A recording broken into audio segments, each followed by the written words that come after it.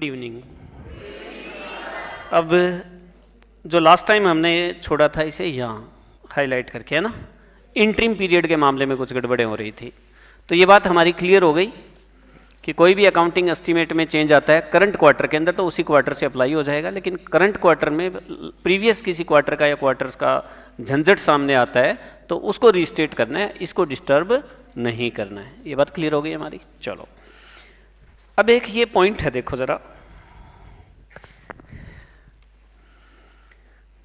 a cost that does not meet the definition of an asset at the end of an interim period is not deferred on balance sheet date, either to await future information as to whether it has met the definition of an asset or to smooth earning over interim period within a financial year. And आपको ध्यान है हम क्या पढ़ रहे थे? ये देखो, अकाउंटिंग पॉलिसी के बारे में बात कर रहे थे हम लोग, और अकाउंटिंग पॉलिसी के अंदर ये बातें चल रही थी कि हमें सेम अकाउंटिंग पॉलिसी ही फॉलो करनी है, और ये एक चेंज देखना है कि अगर कोई किसी क्वार्टर के अंदर अगर कोई अकाउंटिंग पॉलिसी चेंज हो जाती है तो प्रीवियस ईयर के अंदर तो जाने की ज़रूरत नहीं है, लेकिन उस चेंज को हमने दिखाना है ताकि सेम यूनिफॉर्म अकाउंटिंग ईयर में, पूरे साल के अंदर हमें सेम अकाउंटिंग पॉलिसी लागू कर सके। इसके अंदर एक बात तो ये आई थी कि ये इन्वेंट्री राइट डाउन रिस्ट्रक्चरिंग वगैरह वाली बात थी। एक बात ये आ रही है, बी पॉइंट कहता है, cost that does not meet the definition of an asset at the end of an interim period is not deferred on balance sheet date, either to await future information as to whether it has met the definition of an asset और to smooth earning over interim periods within a financial year. और आगे कहता है, income tax expenses is recognised in each interim period based on the best estimate of the weighted average, okay, weighted average annual effective income tax rate expected for the full financial year. Amounts accrued for income tax expense in one interim period may have to adjusted in subsequent interim period of that financial year if the estimates of the annual effective income tax rate changes. देखो भाई, दो बातें हैं। एक तो बात B point के अंदर बोली गई है, a cost that does not meet the definition of an asset at the end of an interim period is not deferred on the balance sheet date. ये कहता है, ये देखो जरा, ये 1 अप्रैल और ये 31 मार्च, 1 2 3 4, first quarter, second quarter, third quarter, fourth quarter, ये इंटरिम पीरियड है और यहाँ हमें इंटरिम फाइनेंशियल रिपोर्टिंग करनी है और हमें यहाँ एक बैलेंस शीट बनानी है और इस बैलेंस शीट में हमें एक एसेट दिखानी है।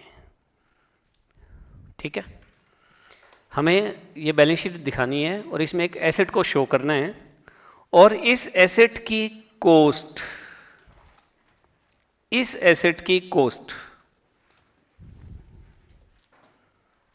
ये जस्टिफाई नहीं कर पा रही है कि इस एसेट का बेनिफिट हमें फ्यूचर में मिलेगा।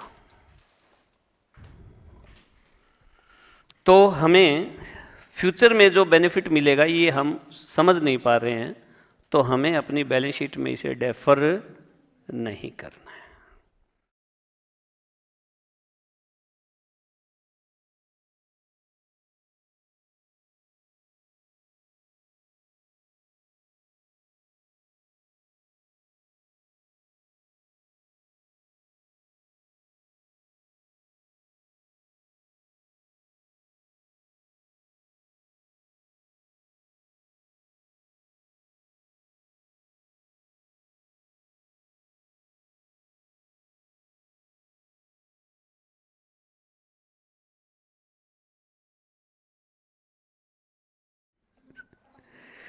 हाँ जी, a cost that does not meet the definition of an asset at the end of interim period is not deferred in the balance sheet date.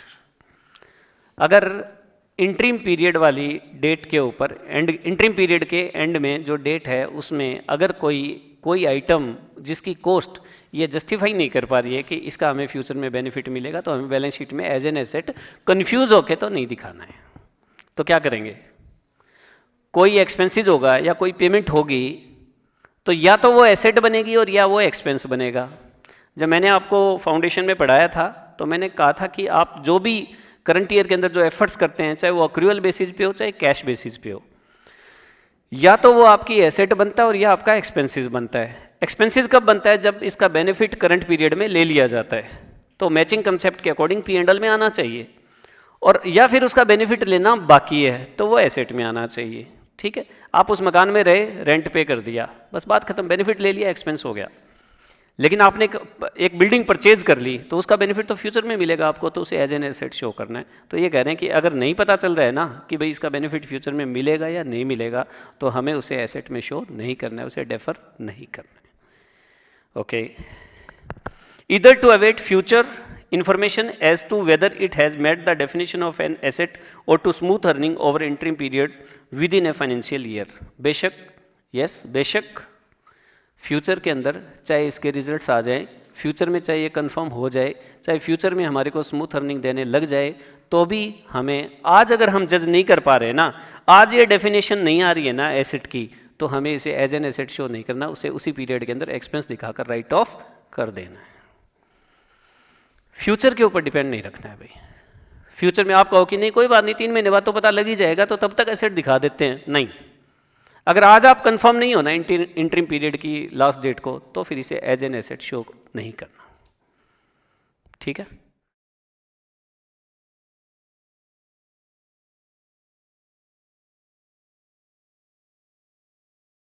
ये क्वेश्चन है हमारा।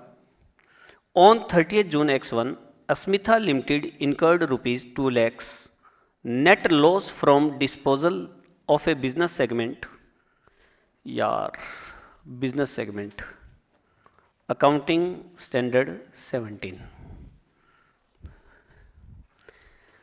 इस अकाउंटिंग स्टैंडर्ड 17 का नाम है segment reporting. Segment reporting, accounting standard 17 segment reporting के according हमारे 2 तरह के सेगमेंट होते हैं। एक होता है बिजनेस सेगमेंट और एक होता है ज्योग्राफिकल सेगमेंट।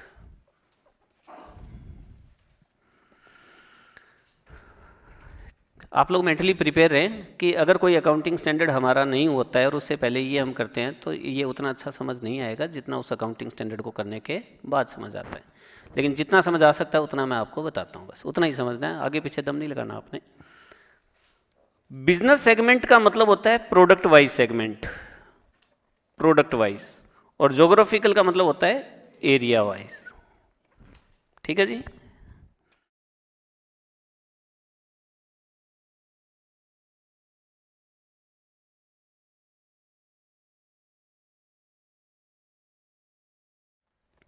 एक कंपनी 4 प्रोडक्ट्स बनाती हैं, ABCD, 4 तरह के प्रोडक्ट्स बनाती है। तो उन चारों प्रोडक्ट्स के अलग अलग रिजल्ट्स पता करना चाहती है कोई कंपनी कि कौन सा प्रोडक्ट हमारा बहुत बढ़िया चल रहा है और कौन सा प्रोडक्ट कम चल रहा है, कौन सा प्रोडक्ट नहीं चल रहा है, नेगेटिव जा रहा है, खर्चे खर्चे बन रहे हैं, लॉस के अंदर आ रहे हैं हम लोग। और फिर उससे ये कंपनीज जो है इंपॉर्टेंट डिसीजंस लेती है कि हमें कौन सा प्रोडक्ट बंद करना चाहिए और कौन से प्रोडक्ट को प्रमोट करना चाहिए। इसी तरह से सेल के लिए भी हमने एरिया डिसाइड किया होता है कि आपके 4 एरिया हैं या 4 स्टेट्स हैं, कि आपका प्रोडक्ट पूरे इंडिया के अंदर सिर्फ 4 स्टेट्स में चलता है, स्टेट 1, स्टेट 2, स्टेट 3, स्टेट 4। तो उसमें फिर आप expense, income, asset, liabilities area wise divide करते हैं कि स्टेट 1 में इतने एक्सपेंस, स्टेट 2 में इतने, 3 में इतने, 4 में उतने, और उसके अंदर इतनी इतनी इनकम। और एक्सपेंसेस में भी जैसे एसेट्स के ऊपर डेप्रिसिएशन किस पे कितना लगेगा, यूँ करके आपने एरिया वाइज खर्चे और इनकम बांट दिए। और फिर आपको पता लगाना पड़ गया कि कौन से एरिया में ज़्यादा प्रॉफिट हो रहा है और कौन से में कम हो रहा है या कौन से में नहीं हो रहा है, लॉस हो रहा है। और फिर आप ये डिसाइड करते हैं कि कौन से एरिया में हमें आगे बढ़ना है और कौन से एरिया में आगे नहीं बढ़ने हैं। This is segment reporting. आप ये मान के चलो एक बार। हो सकता है जब हम सेगमेंट रिपोर्टिंग करें तो थोड़ी बहुत बातें इधर उधर हो, लेकिन इसको एक बार इसी तरीके से समझें आप इसको कि सेगमेंट रिपोर्टिंग का मतलब ये होता है। क्लियर? अब देखो, अब कह क्या रहा है ये बात समझ लें। On 30th June, Asmita Limited incurred 2 lakhs net loss from disposal of business segment. Dispose of कर दिया उन्होंने, और उससे हमारे को घाटा हुआ कितने का? 2 लाख रुपए का। और ये 30 जून 2000 की बात है। ऑल्सो ऑन 31 जुलाई X1 यानी एक महीने बाद company paid 60,000 for property taxes assessed for the calendar year 2000 X1। और कंपनी ने क्या किया, जुलाई के अंदर 60,000 प्रॉपर्टी टैक्स पे किया, और वो पूरे कैलेंडर ईयर का है boss. How the about transaction should be included in determination of the net income of Asmita limited for the 6 months interim period ended on 30 September 2000 X1। कहता है अब ये बताओ इस टैक्स की अमाउंट को 30 सितंबर को इनकम एक्सपेंसेस के अंदर, इनकम एंड एक्सपेंडिचर में कैसे प्रेजेंट करोगे। सुनो, कैलेंडर ईयर है ना? यस, क्वेश्चन नंबर, इसके अंदर रफ एरिया देखिए पहले आप।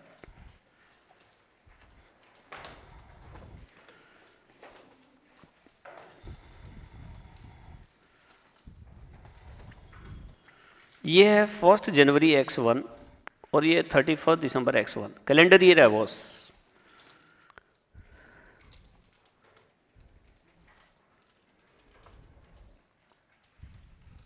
Six months interim period ended on 30th September 2000 X1। रुको 6 महीने कब पूरे हो रहे हैं? 30th सितंबर, यही है ना? एक सेकेंड,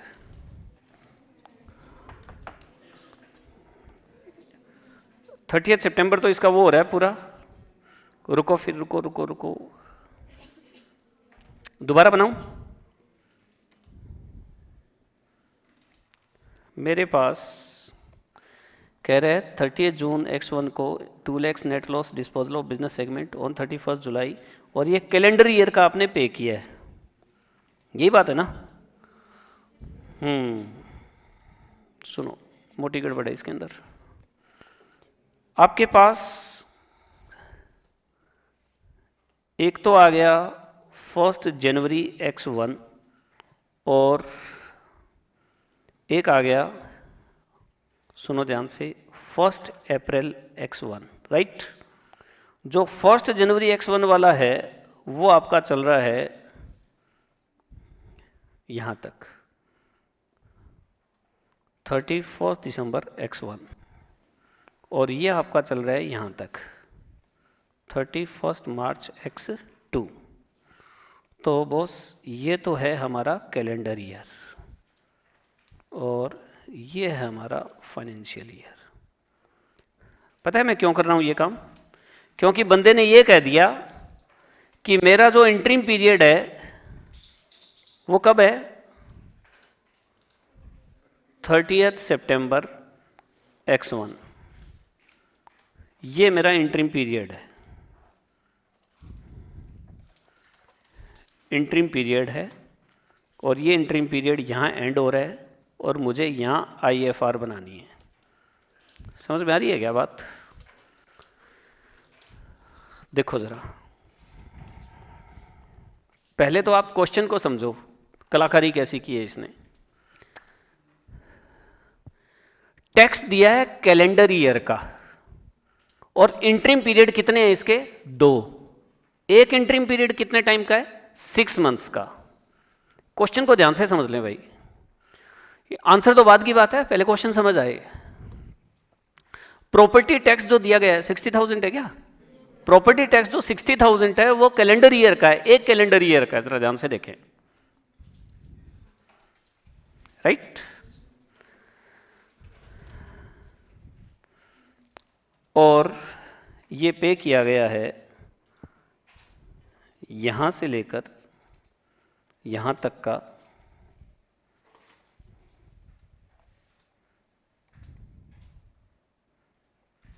ये यही है ना, कैलेंडर ईयर 2000 X1। और ये कब पे किया गया? 30 जून को, यस, जुलाई को, हाँ 31 जुलाई को पे किया आपने, तो 31 जुलाई थोड़ा सा यहाँ आ जाएगा, राइट? 31 जुलाई को टैक्स पे किया है ₹60,000।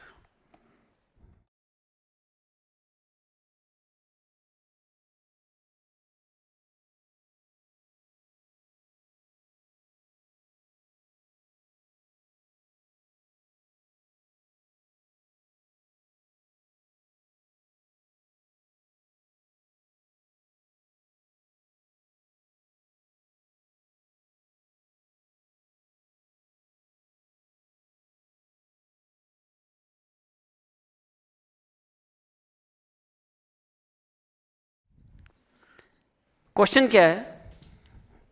क्वेश्चन ये है कि ये जो IFR है ये वाली, इसमें बताओ टैक्स एक्सपेंस कितना दिखाओगे, ये क्वेश्चन है। अच्छा बता सकते हो नेक्स्ट कब बनेगी इसकी? नेक्स्ट यहाँ बनेगी ना 31 मार्च X2 में। ये फिर ये इंटरिम पीरियड यहाँ आएगा, ये नेक्स्ट इंटरिम पीरियड हो गया, ये नेक्स्ट इंटरिम पीरियड हो गया, और ये नेक्स्ट IFR यहाँ बनेगी, राइट? एक IFR यहाँ बनेगी, तो ये टैक्स एक्सपेंस यहाँ कितना दिखाओगे आप?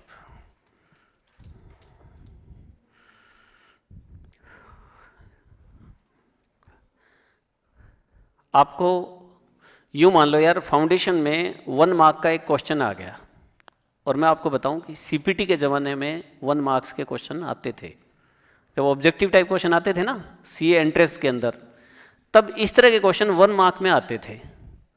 छोड़ दो IFR को, आप ये देख लो कि हमारा जो कैलेंडर, हमने जो टैक्स पे किया है वो तो कैलेंडर ईयर का पे किया है, और जो अकाउंट्स बना रहे हैं वो हम अप्रैल टू मार्च बना रहे हैं। तो अगर 30 सितंबर को अगर हम अकाउंट्स बनाने बैठ गए तो उसके अंदर टैक्स एक्सपेंस कितना आएगा आपको ये बताना है। इस 60,000 का ट्रीटमेंट क्या होना चाहिए ये बताना है बॉस आपने, ठीक है? अब आप थोड़ा सा वर्किंग करके 2 मिनट लगाकर और मुझे फिर बताओ, या हम मैच करेंगे फिर, और अपना अपना सोचना है बिल्कुल।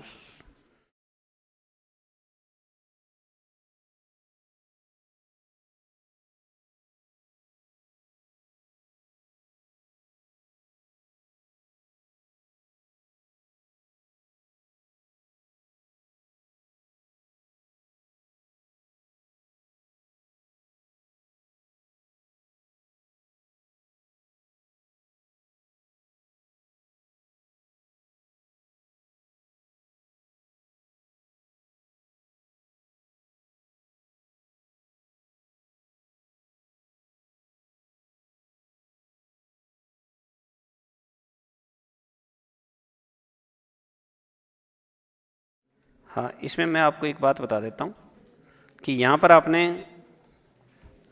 एक तो P&L बनाना है, और एक बनानी है क्या, बैलेंस शीट।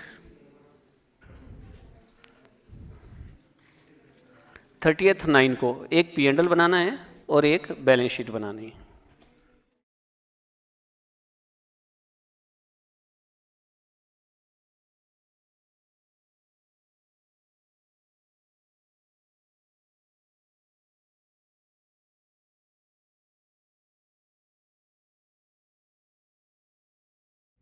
अच्छा, वेरी वेरी इंपॉर्टेंट लिख लेना, ठीक है? मैं भूल गया था लिखवाना है, क्वेश्चन काफ़ी इंपॉर्टेंट है।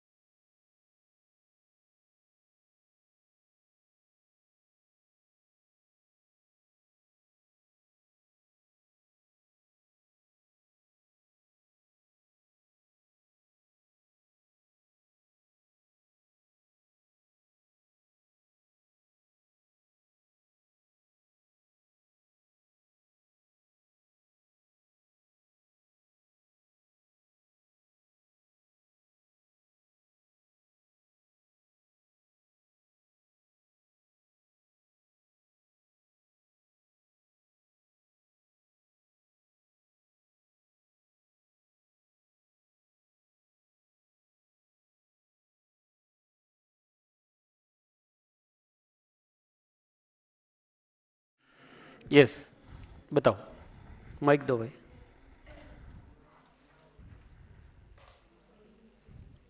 कितना इजीली डिस्कस करके बैठ गए थे ना दोनों आराम से। हाँ यो ना, 8 कोई चक्कर नहीं है ना? यस सर, इसने कैलेंडर ईयर 12 मंथ्स के अकॉर्डिंग दिया है, ठीक है जी। 60,000, और इसका फाइनेंशियल ईयर है मार्च, अप्रैल टू मार्च। अप्रैल टू मार्च वाला, ठीक है जी। तो फर्स्ट 3 मंथ्स का जो इसने दिया, फर्स्ट क्वार्टर लगा ले हम पिछले फाइनेंशियल ईयर का, जनवरी, फेब और मार्च, वो हमारे पिछले फाइनेंशियल स्टेटमेंट में आउटस्टैंडिंग रहा होगा तो वो राइट ऑफ हो जाएगा। कितना?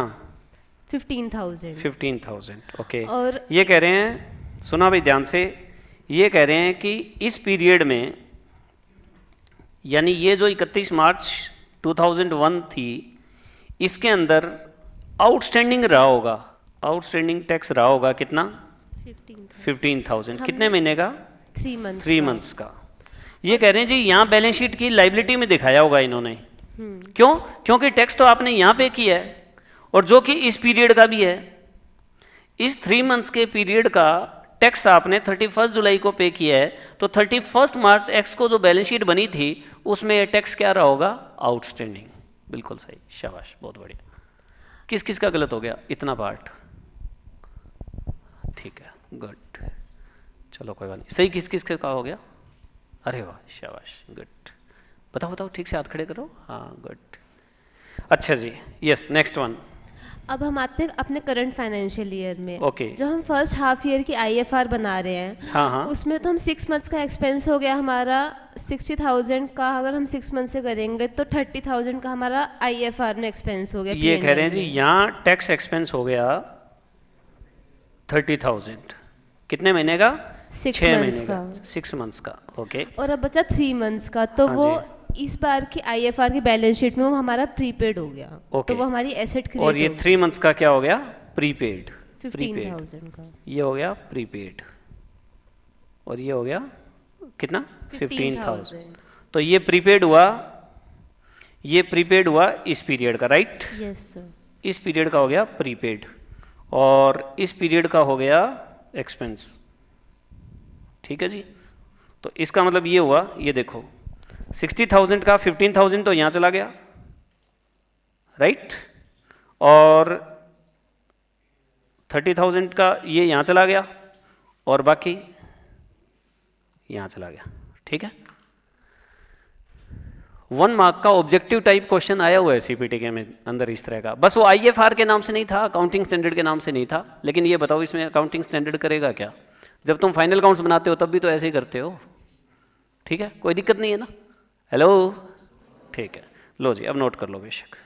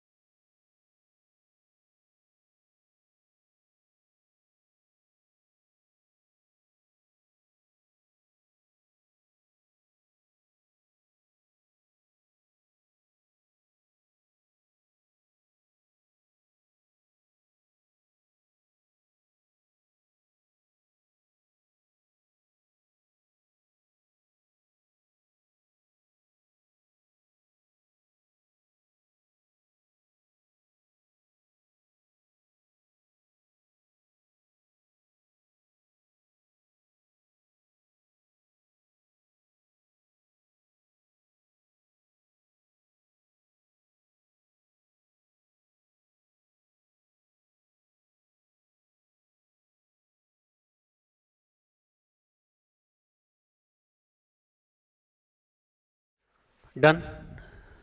हाँ जी, चिपका डाला गया। चलो ठीक है, थोड़ा सा फॉर्मली मैं आपको दिखा देता हूँ इसका आंसर। ये देखिए, ये कह रहे हैं जी हमारा अकाउंटिंग स्टैंडर्ड 25 कहता है interim financial reporting, if an enterprise prepares and presents a complete set of financial statement in its interim financial report, the form and content of दो statement should confirm to the requirement as applicable to the annual complete set of financial statements. कहता है जी आप अगर financial statement तैयार करते हैं तो form and content of दो statement should confirm to the requirement, जैसे हम एनुअल अकाउंट्स तैयार करते हैं वैसे ही तैयार करने चाहिए। फिर इसने बता दिया कि 30 सितंबर को 2 लाख का लॉस हुआ तो वो तो इसी क्वार्टर इसी पीरियड में आपने चार्ज करना है, और इसके बाद कोई expense charge as an expense in the annual period, ये देखो a cost charge as an expense in annual period should be allocated to interim periods on accrual basis. अगर कोई कॉस्ट ऐसी है जिसका फैसला आप नहीं कर पा रहे हैं, याद है आपको मैंने यहाँ से मेरी बात शुरू की थी कि अगर कोई एसेट की कॉस्ट, अगर कोई कॉस्ट ऐसी है जिसका फैसला नहीं कर पा रहे हैं कि इसको एसेट में डालें या ना डालें, तो उसे उसी टाइम P&L में डाल देना है। लेकिन इसके अंदर तो क्लियर है ये बात कि आपने प्रॉपर्टी टैक्स जो पे किया है वो पूरे कैलेंडर ईयर का है, तो इसमें तो जजमेंट हो सकता है ना। तो अगर जजमेंट हो सकता है तो उसे किस बेसिस पे डालना है आपने, अक्रूअल बेसिस पे। उसको उसी तरह से डील करना है जैसे आप फाइनेंशियल स्टेटमेंट्स तैयार कर रहे हैं। Since 60,000 property tax payment relate to the entire calendar year, 30,000 as an expense, और ये सब बातें ये सारी की सारी इसने लिखी हुई है। ठीक है जी, अब वापस चलो वहीं। यस, ये वाली बात, टैक्स वाली बात, income tax expenses is recognised. भाई ये वाली बात तो समझ आएगी बाद में, इसके लिए मुझे पहले क्वेश्चन करवाना पड़ेगा। एक बार आप ऐसा करो, 1 मिनट के लिए शांति से बस खुद ही पढ़ लो, और जिसके जितना समझ आता है उतना आप समझ लें एक बार।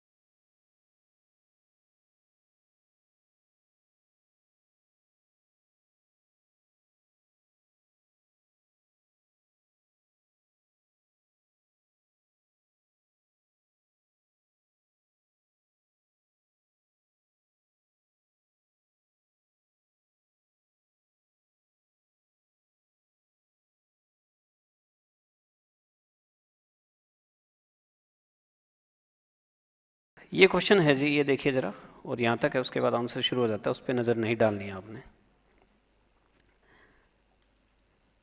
An enterprise reports quarterly estimates an annual income of ₹10 lakhs। कहते हैं जी IFR तो कैसे बनती है हमारी, क्वार्टरली, और उसने ये एस्टिमेट लगाया कि हमारी पर एनम जो इनकम है वो कितनी होगी, 10 lakhs। Assume tax rate on first ₹5 lakhs at 30% and on the balance income at 40%. The estimated quarterly income are ₹75,000, 250, 375,000 and 3 lakhs. Calculate the tax expense to be recognized in each quarter. लो जी, चाहे मैं इसको calendar year मान लूँ चाहे इसको financial year मान लूँ, ये मैटर नहीं करता। क्वेश्चन नंबर, रफ वर्क,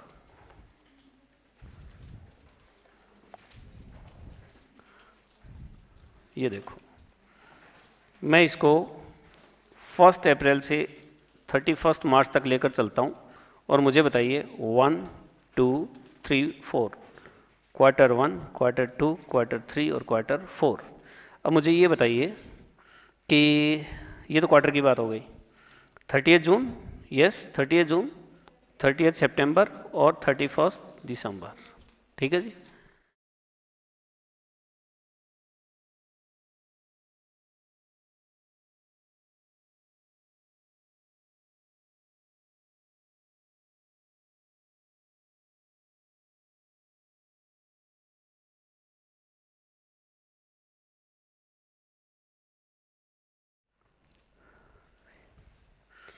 क्या कहता है ये कि हमारी एस्टिमेटेड एनुअल इनकम कितनी है?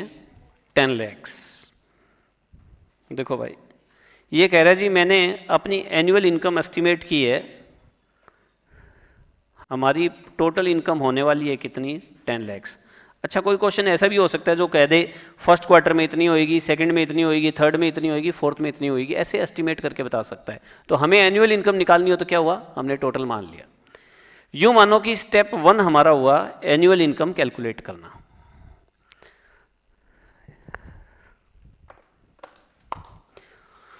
टैक्स को हम इतनी इंपॉर्टेंस क्यों दे रहे हैं, पहले तो ये देखो आप, ठीक है ना।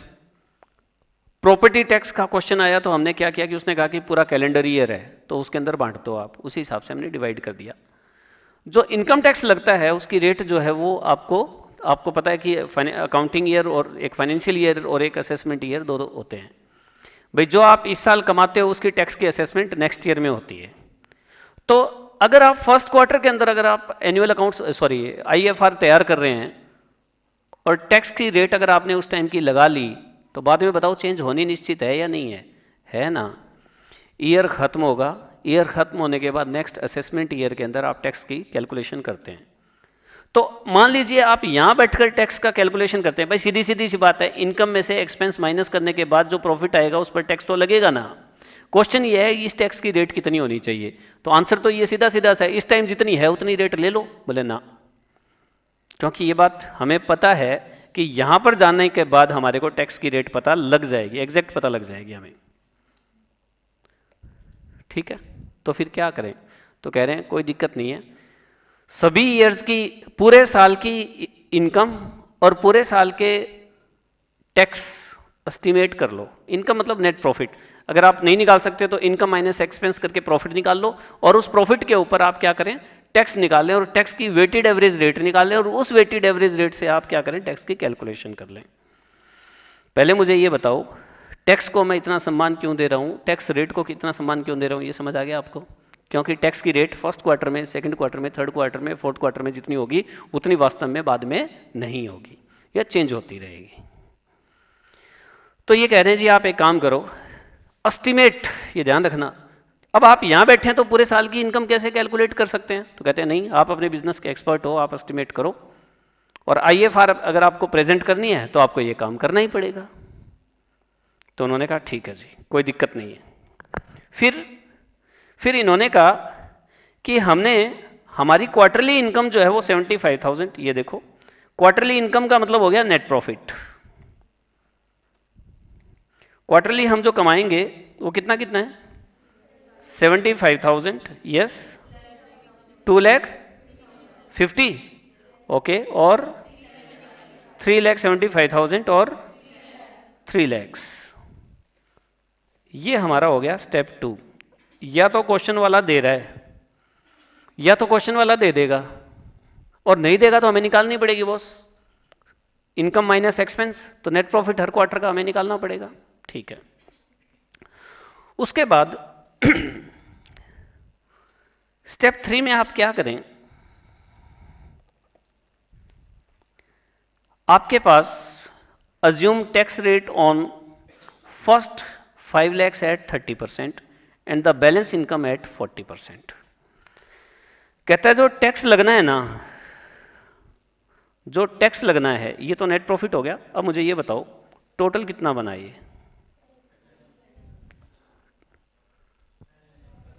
10 lakhs। ये 10 lakhs है, टोटल इनकम पर एनम है 10 lakhs, और इस 10 lakhs की जो डिटेल है वो ये है। एक बार क्वेश्चन की फॉर्मेशन देख लो। कह रहा है एनुअल इनकम कितनी है 10 lakhs और assume tax rate this one और एस्टिमेटेड क्वार्टरली इनकम, ये तो एनुअल इनकम है, और क्वार्टरली इनकम कितनी है 75, 250, 375 और 3 lakhs। 10 लाख के टुकड़े करके दिए हुए हैं। मैं थोड़ा सा इन मामलों में उलझ गया था, भी सेल दे रखी होगी, एक्सपेंस दे रखा हो सकता है ना पूरा का पूरा बड़ा क्वेश्चन, लेकिन इसके अंदर साफ साफ दे रखा है तो इसमें कोई ऐसी कन्फ्यूजन नहीं है। पूरे साल की इनकम है 10 लाख रुपए और उसमें हमने क्वार्टर वाइज हमने बता दी। ठीक है जी। अब क्वेश्चन वाला ये कह रहा है मुझे कि मेरा जो फर्स्ट 5 lakhs का जो टैक्स रेट है वो कितना परसेंट है 30%, और बाकी के ऊपर कितना है 40%।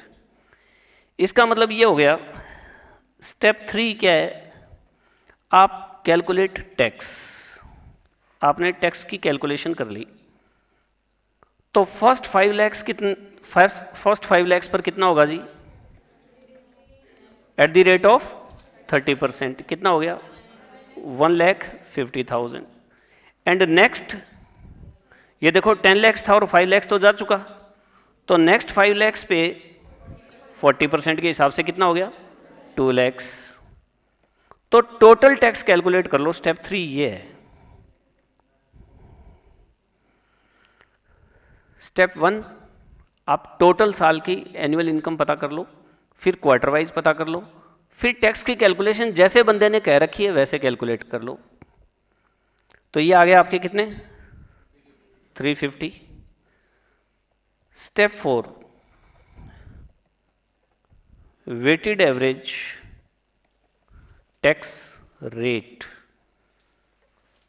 टोटल टैक्स 3.5 लाख रुपए है और टोटल इनकम कितनी थी 10 लाख, और इंटू 100 कितना 35%। That is tax rate for each quarter for IFR। Her quarter के लिए आप 35% टैक्स लगाएंगे। अब मुझे ये बताइए इसने किसका पूछा है, ईच क्वार्टर का। Step 5 tax for each quarter.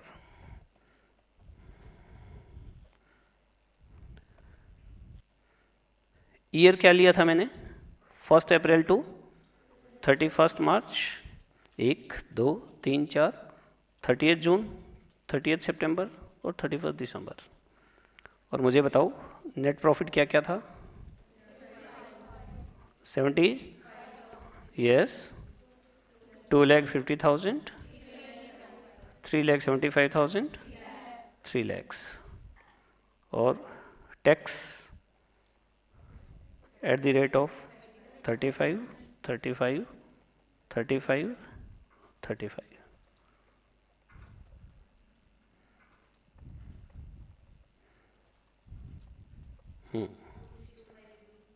26,250, 87,500, 131 yes yes 131,250।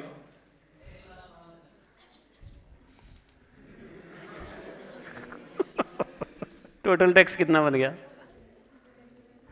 Total tax बताओ कितना। ओके वेरीफाई हो गया ना, 10 लाख पर भी तो 35% 3.5 लाख बनेगा। तो इस तरह से हमने टैक्स का अलोकेशन करना होता है।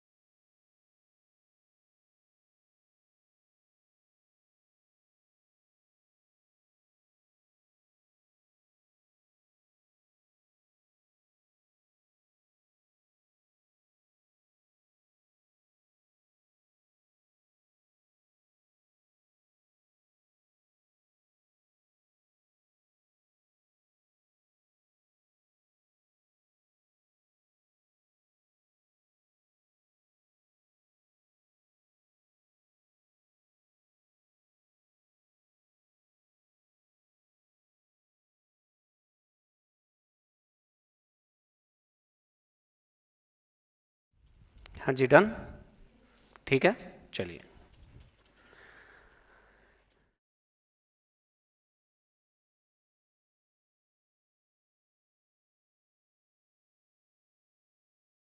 यस, सुनिए ध्यान से। Hello, accounting year of x limited ends on 30th September 2000 X1।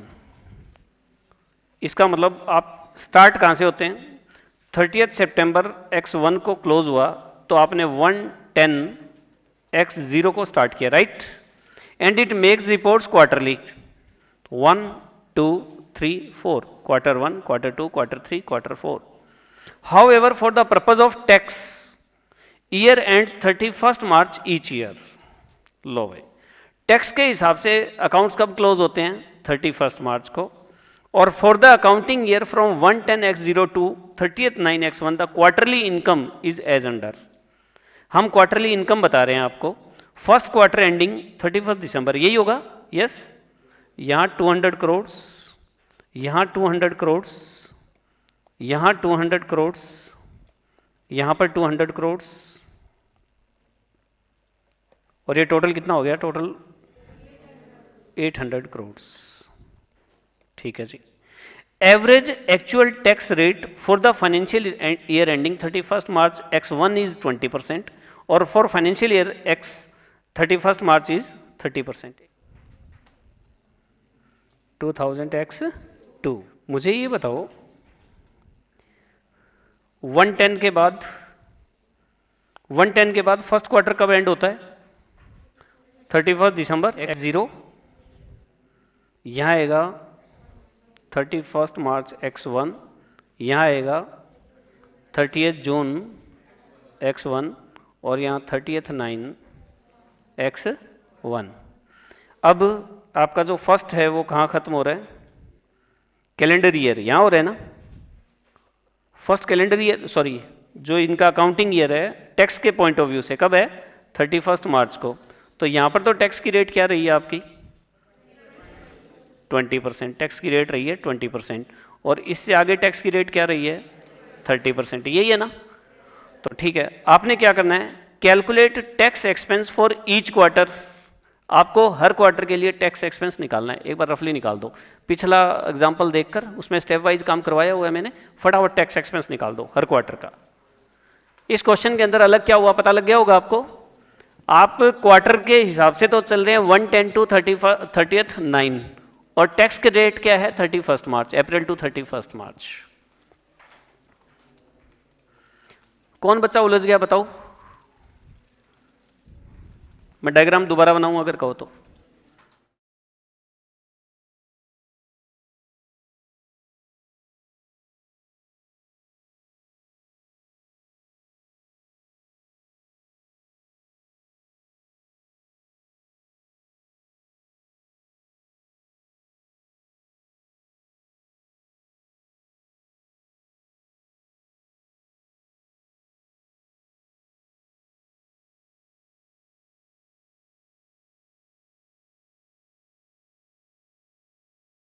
एक सेकंड, अगर किसी की इसमें बात नहीं बन रही है तो जैसे मैंने उसका बनाया था ना, उसका इसका भी बना देता हूं।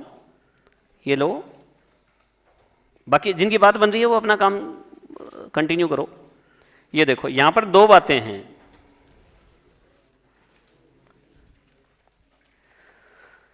एक तो है टैक्स के लिए तो मामला है 1 अप्रैल टू 31st मार्च, और 1 अप्रैल टू 31st मार्च, और आप ईयर के हिसाब से चल रहे हैं 110, राइट? यहां से 110, और स्टार्ट कब से हो रहा है जी? 110 X0, X0 से यस 30th 9 X1। तो इसका मतलब ये हो गया, अगर मैं इसको लेकर चलूं यहां से, तो 110 X0 को लेकर चलता हूं तो 31st मार्च X क्या आएगा? 1, और यहाँ 1 अप्रैल क्या आएगा? X1, और यहाँ 31st मार्च क्या आएगा? X2, right? लेकिन मेरे जो क्वार्टर्स हैं वो तो इसमें बंटे हुए हैं। ये जो है मेरा जो ईयर है ये है यहाँ पर, तो 1 2 3 और 4, Q1, Q2, Q3, Q4। तो एक बात देखो जरा, टैक्स की कैलकुलेशन के लिए एक तो ये साल है और टैक्स की रेट के लिए समझ लो, और एक ये है, तो यहाँ पर तो टैक्स की रेट कितना परसेंट है 20%, और यहाँ कितना परसेंट है, यहाँ है 30%। तो इसका मतलब ये हुआ कि यहाँ पर रेट रहेगी 20, यस, और यहाँ पर रहेगी कितनी 20, और यहाँ पर कितना रहेगा 30, और यहाँ पर कितनी रहेगी 30। समझ गए आप? अब इसमें ध्यान देने वाली बात यह है, इसमें ध्यान देने वाली बात यह है कि टैक्स का जो ईयर है वो 31 मार्च है, तो 31 मार्च X1 को जो खत्म होता है उसका एवरेज रेट है 20%, और 2 को जो खत्म होता है उसकी भी तो एवरेज रेट 30% है। तो हम भी तो यही करके आ रहे हैं ना पिछले क्वेश्चन के अंदर। ये देखो हम क्या करते हैं, एक पर्टिकुलर ईयर का डाटा लेकर, ये देखो एक पर्टिकुलर ईयर का डाटा लेकर हम करते हैं कि भाई पहले तो आप क्या करो, टोटल इनकम निकाल लो, और फिर total tax quarter wise income निकाल लो, फिर टोटल टैक्स निकाल लो क्वार्टर का सबका लेकर, और फिर एक रेट निकाल लो। वो एक रेट क्वेश्चन में दे रहा है भाई, टैक्स की जो रेट है वो तो अप्रैल टू मार्च ही रहेगी, और वो हमें वेटेड एवरेज से निकालनी है, वो वेटेड एवरेज हमें दे रहा है, तो फिर निकालने की ज़रूरत क्या है हमें। ये देखो अधूरा नहीं है, ये देखो अकाउंटिंग ईयर, हम अपने अकाउंटिंग ईयर चाहे कभी बनाएं, टैक्स वाले तो अपने अकाउंटिंग ईयर कब बनाते हैं 31 मार्च को, और इस पूरे साल का यानी 1 अप्रैल X0 से लेकर और यहाँ तक तो रेट दे रखी है कितना 20%, और फिर 1 अप्रैल X1 से लेकर 2 तक दे रखी है कितना 30%। तो इसने तो अपने अपने ईयर का दे ही रखा है ना, तो हम IFR टैक्स वाले अपनी कैलकुलेशन अपने ईयर के हिसाब से करेंगे, तो हमारा कोई बस नहीं चलेगा इसमें कि रेट निकालो। ठीक है, तो यहाँ पर क्वेश्चन के अंदर आपको वेटेड एवरेज रेट दे रखी है, ये एवरेज है, ये एवरेज है, ये एवरेज है, और ये भी एवरेज है।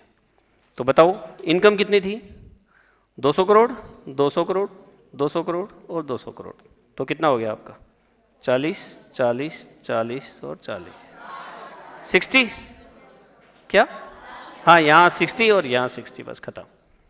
और टोटल टैक्स कितना हो गया, टोटल करने की ज़रूरत भी नहीं है, हाँ बस ठीक है ऐसे कर दो। हाँ इसमें इसको हाईलाइट कर लो आप, इसको average,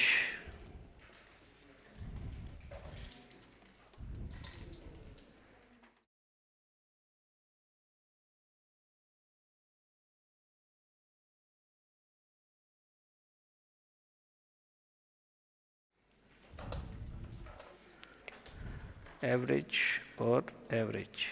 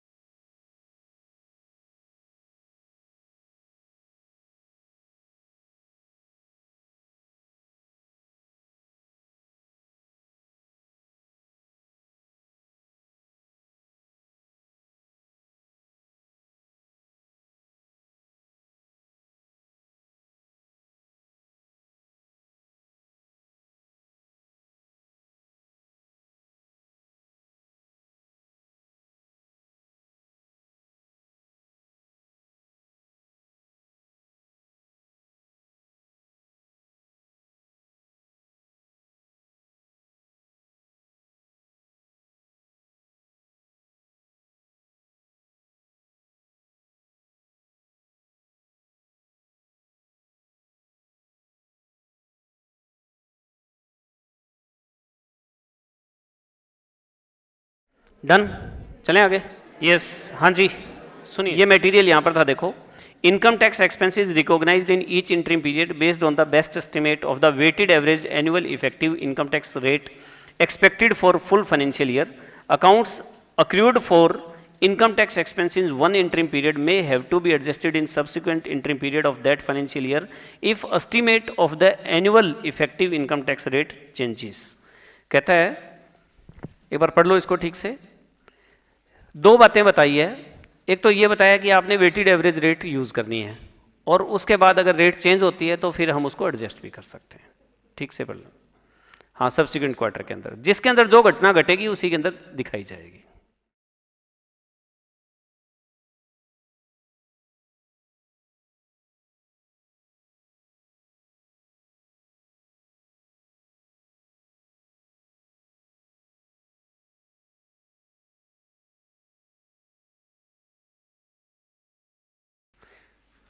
tax expense weighted average से दिखाना है। आगे आने वाले टाइम के अंदर किसी भी इंटरिम पीरियड के अंदर टैक्स रेट चेंज होती है तो वो आगे आने वाले इंटरिम फाइनेंशियल रिपोर्ट के अंदर वो एडजस्ट हो जाएगी। ठीक है जी, चलो आगे बढ़ा जाए। ये मटेरियल बड़ा आसान है, आगे वाला देखो जरा। Income is recognized in statement of P&L when increase in future economic benefit related to an increase in assets or decrease of liability has arisen that can be measured reliably. देखो ये कह रहे हैं जी इनकम कब recognise करनी है, expense कब recognise करने हैं, इनकम कब रिकॉग्नाइज करनी है, when increase in future economic benefit related to an increase in asset or decrease in liability has arisen that can be measured reliably. सुनो, एसेट की वैल्यू जब इंक्रीज होती है और लाइबिलिटी की वैल्यू जब डिक्रीज होती है तो उसको ही हम एक तरह से इनकम का पार्ट मानकर चलते हैं। जब आप बेसिक डेफिनेशन पढ़ते हैं ना, एसेट, लाइबिलिटी, इनकम और एक्सपेंस, तो इनकम और एक्सपेंस के अंदर जो डिफरेंस है, जो एसेट्स और लाइबिलिटी का जो डिफरेंस है या अर्निंग का जो डिफरेंस है, वो इन्हीं चीज़ों से ही आता है आपका। मैं एक बार ये पैराग्राफ जो है ये आप लोग पढ़ोगे ना तो आ जाएगा इस पर, तो मैं आप पे छोड़ देता हूँ। एक बार मैं पहले सेलेक्टिव चीज़ें करवा देता हूँ, वो ना रह जाए आज की डेट के अंदर। ठीक है, ये वाला जो पार्ट है, इसके जो नीचे वाला पार्ट है एक बार आप रीड कर लेना खुद, और इसके अंदर जो डाउट सेशन वाले पार्ट के अंदर इसको कर लेंगे, नेक्स्ट क्लास के अंदर ये डाउट्स ले लेना। ठीक है, ये पैराग्राफ खुद रीड कर लेना। अभी आप लोग एक बार आओ, एक क्वेश्चन रह गया हमारा,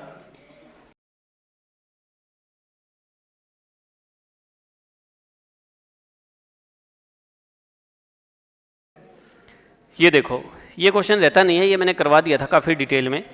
What are the periods for interim financial statements are required to be presented?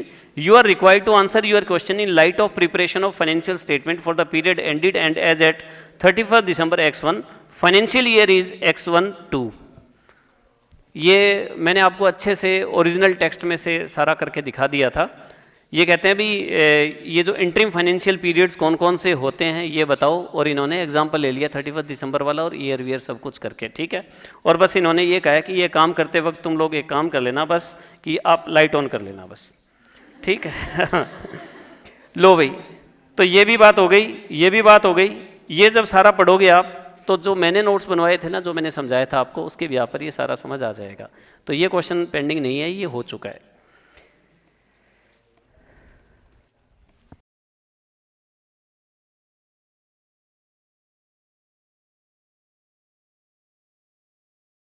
Actually इस क्वेश्चन का मटेरियल अभी आपके स्टडी मटेरियल ने खा रखा है। क्वेश्चन तो डाल लिया है और इनको ये याद नहीं रहा कि इसका पैराग्राफ देना भूल गए। इन view of the provisions of accounting standard 25 on interim financial reporting, on what basis will you calculate for interim periods the provision in respect of defined benefit schemes like pension, gratuity etcetera for the employees. एक आपका accounting standard है 15, ठीक है, और उसका नाम है employ benefit. Employ benefit, शायद आंसर में इन्होंने रेफरेंस दिया हो ना दिया हो, ध्यान नहीं है, नहीं दिया शायद इन्होंने। अकाउंटिंग स्टैंडर्ड 15 एम्प्लॉय बेनिफिट, और उस अकाउंटिंग स्टैंडर्ड 15 में क्या होता है कि ये आपका फर्स्ट ईयर है,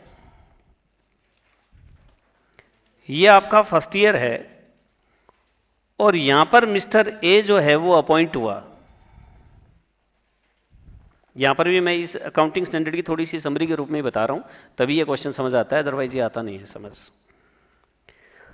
मिस्टर ए को जब अपॉइंट किया गया तो उसको अपॉइंट करते वक्त एक तो इसकी सैलरी डिसाइड की गई और साथ में इसके बेनिफिट्स डिसाइड किए गए, राइट। और ये बेनिफिट्स दो तरह के होते हैं, डिफाइंड और अनडिफाइंड। ये दो तरह के बेनिफिट्स होते हैं, डिफाइंड और अनडिफाइंड।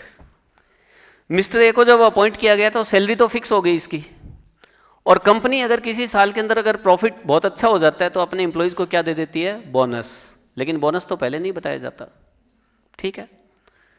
फिर उसके बाद मान लीजिए आफ्टर 30 ईयर्स वो एम्प्लॉय हमारे यहाँ 30 साल काम करता है और फिर क्या होता है जी, वो रिटायर। मिस्टर ए जो है वो यहाँ रिटायर होता है।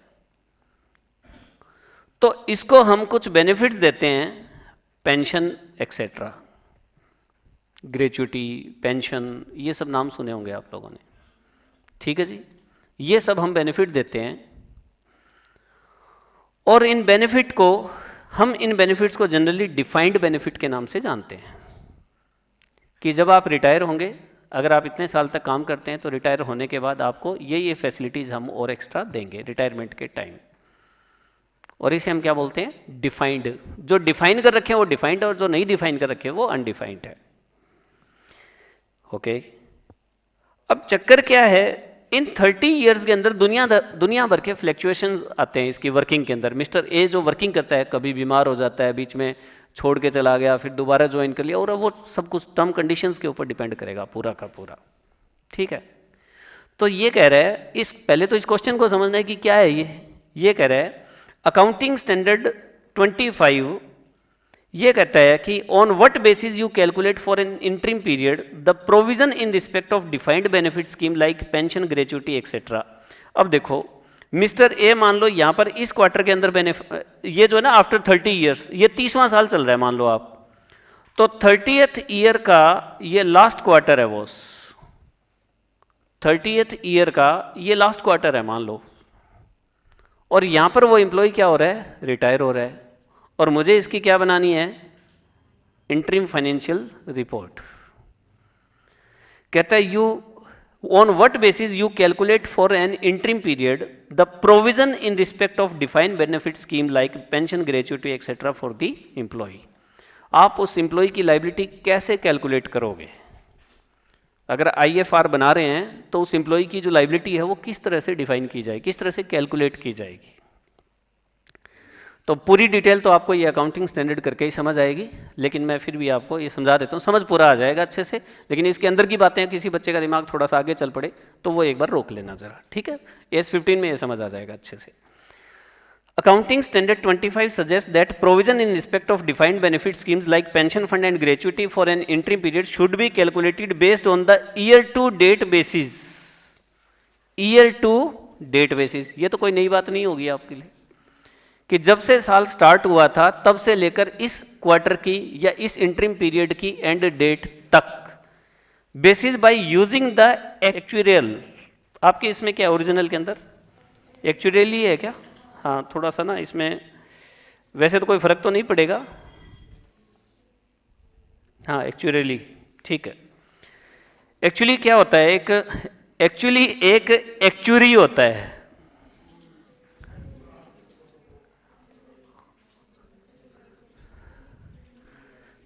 एक्चुरी ऑफिसर, ये डबल आर आता है, सिंगल आर आता है, वो आप लोग देख लेना, ठीक है। एक्चुरी ऑफिसर, जैसे आपका चार्टर्ड अकाउंटेंट का कोर्स होता है, ऐसे एक्चुरी का एक कोर्स होता है, और इसके लिए एक हायर कैलकुलेटिव माइंड चाहिए होता है, कैलकुलेशन बहुत ज़बरदस्त चाहिए होती है, और प्रिडिक्शंस भी बहुत ज़बरदस्त चाहिए होती है, इन्फ्लेशन, डिफ्लेशन, ये सब चीज़ें। और इसको आप मेज़र जो है ना इंश्योरेंस सेक्टर से समझ सकते हैं। इंश्योरेंस सेक्टर के अंदर भाई कैसे है, आज आप इंश्योरेंस करवाते हैं और आप 50,000 हाफ ईयरली इंस्टॉलमेंट पे करते हैं इंश्योरेंस का प्रीमियम पे करते हैं, और आपका 50 करोड़ का बीमा है, 50 करोड़ का इंश्योरेंस है। अब भाई साहब 50,000 हाफ ईयरली पे करके, यानी 1 लाख रुपए साल का पे करके 50 करोड़ का इंश्योरेंस कैसे करवा दिया? बोला 50 साल बाद है, कि after 50 year we will pay you 50 crore. ये जो 50 करोड़ की जो कैलकुलेशन की है ना जिस बंदे ने, वो बंदा एक्चुअली है कि आज से 50 ईयर्स के बाद महंगाइयाँ कितनी बढ़ेगी, गवर्नमेंट के सिस्टम क्या रहेंगे, वर्ल्ड लेवल पे क्या इकोनॉमी किस तरह से काम करेगी, वो सारा का सारा कैलकुलेशन करके, और वो जो खाका तैयार करता है ना, उस बंदे का नाम क्या है? एक्चुरी है, ठीक है। तो वो कहते हैं जी अकाउंटिंग स्टैंडर्ड 25 ये कहता है कि हमारे एम्प्लॉई अगर किसी क्वार्टर के एंड में रिटायर हो रहे हैं तो उनके ये पेंशन, ग्रेचुइटी कैलकुलेट कैसे करेंगे? तो जो हमारा एक्चुरी ऑफिसर होता है ना, वो अपना बेस्ट एस्टिमेट लगाता है, इन्फ्लेशन, डिफ्लेशन सब कुछ चेक करता है, और देखो क्या कहता है, determined rate at the end of the prior financial year adjusting. कहता है इससे पिछले साल में मैं थोड़ा सा इसको, क्वेश्चन नंबर क्या बोलो?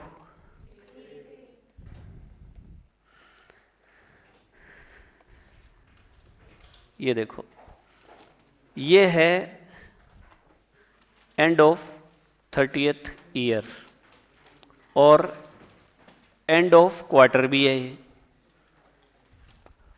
और ये प्रीवियस ईयर है, ये करंट ईयर है, ये प्रीवियस ईयर और ये करंट ईयर है, और यहां आपने एम्प्लॉय बेनिफिट की कैलकुलेशन करनी है। मान लीजिए मैंने लास्ट क्वार्टर लिया है, ठीक है ना,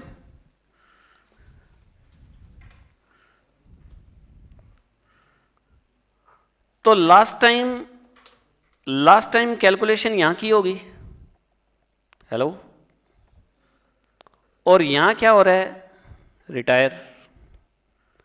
तो लास्ट टाइम कैलकुलेशन में प्लस माइनस करके और जिस डेट को रिटायर हो रहा है उस डेट की लायबिलिटी निकाल ली जाती है। जब आप अकाउंटिंग स्टैंडर्ड 15 पढ़ेंगे तो आप पाएंगे कि हर साल कैलकुलेशन की जाती है और उसके लिए दुनिया भर की जो है ना एस्टिमेट्स लगाए जाते हैं। कुछ डाटा एक्यूरेट होते हैं, कुछ एस्टिमेटेड होते हैं। इधर सुने एक बार, हेलो, एक बार सुन लो फिर नोट कर लेना। 29वें साल के एंड में जब बैलेंस शीट बनाई जा रही थी तो एक्चुअल ऑफिसर ने दुनिया भर के एफर्ट्स मार के और एक लायबिलिटी बनाई थी कि आज के दिन आपके एम्प्लॉइज़ की ये लायबिलिटी बनती है। अगर वो छोड़ के जाता है तो उसका ये तो पैसा बनता है कम्युलेटेड, ये पैसा देना था आपने, लेकिन ये पैसा अगर 30 ईयर्स तक काम करेगा तो आप दोगे, अदरवाइज नहीं दोगे। 29 के बावजूद आपको ये देना है नहीं देना, वो सारी की सारी कैलकुलेशन वो करके दिखाता है। तो इसका मतलब ये हो गया कि 30वें साल के एंड में जब वो रिटायर हो रहा है तो 29th के एंड में भी कैलकुलेशन तो कर रखी थी। अब 29th और 30th ईयर के बीच में जो IFR बन रहा है जिस क्वार्टर का, उसके बीच में जो भी वेरिएशंस आए हैं ना वो सारे के सारे इसके अंदर एडलेस किए जाएंगे। ठीक है, तो देखो जरा क्या कहता है ये कहता है कि accounting standard 25 suggest that provision in respect of defined benefit schemes like pension fund and gratuity for an interim period should be calculated based on the year और date basis by using the actually determined rates at the end of prior financial year. End of prior financial year ये रहा, end of prior financial year, एक बार मत लिखो। और उसके अंदर क्या है, एडजस्टेड, ये प्रायर फाइनेंशियल ईयर में एडजस्ट करो for significant market fluctuation since that time and for significant curtailments, settlements और other significant one time events. इसके बीच में क्या क्या घटनाएं घटी है वो सारी की सारी आपने सेटल करके देखनी है और उसके बाद इसकी लायबिलिटी बनेगी। एक बार पढ़ो, अभी लिखना मत, एक बार इसको पढ़ो आंसर को जरा।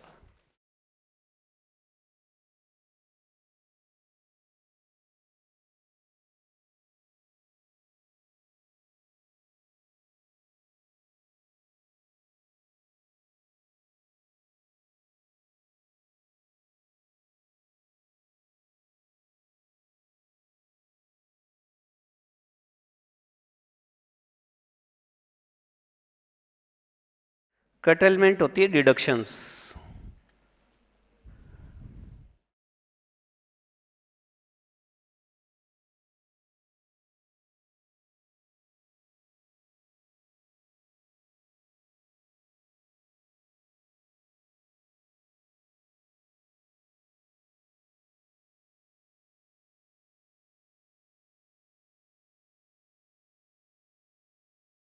हम एम्प्लॉय को ये भी तो कहते हैं ना, तूने ये लापरवाही की या तूने इतनी इससे ज़्यादा छुट्टियां ली तो ये पैसे इतने कम हो जाएंगे हमारे, ठीक है ना।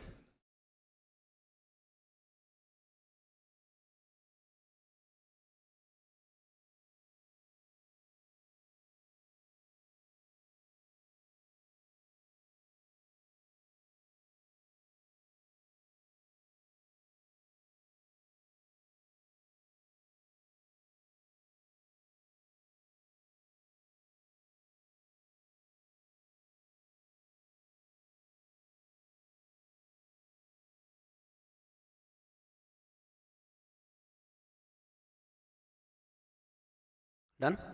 इससे ज़्यादा कुछ भी समझना है तो हमें वो AS पे जाना पड़ेगा, उस पर हम बात करेंगे। आपको जो नोट करना है वो यहाँ नोट कर लो।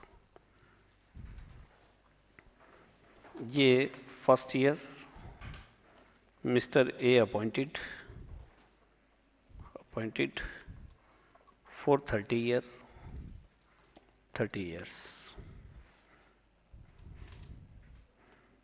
और ये आफ्टर 30 years। लो सारा एक में ही आ गया ना,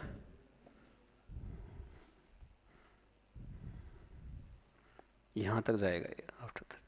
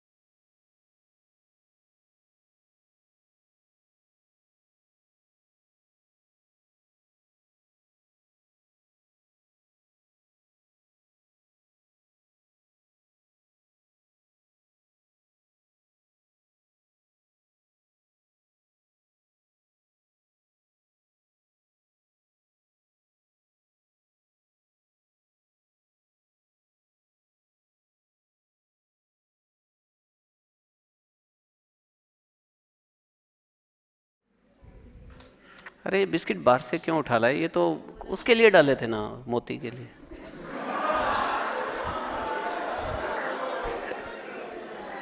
ये वो बेचारा क्या खाएगा।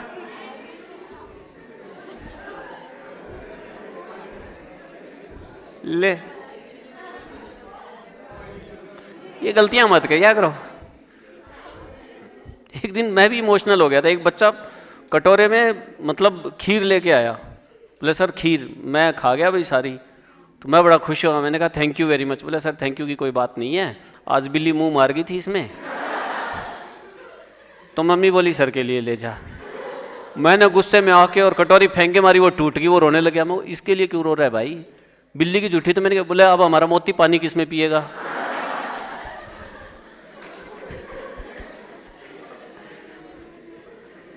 तो उस दिन के बाद फिर मैंने ना थोड़ा सा जानवरों पे प्रेम दिखाना शुरू कर दिया कि ये बिस्किट उसके लिए डाले थे, आप खाने लगे यहाँ।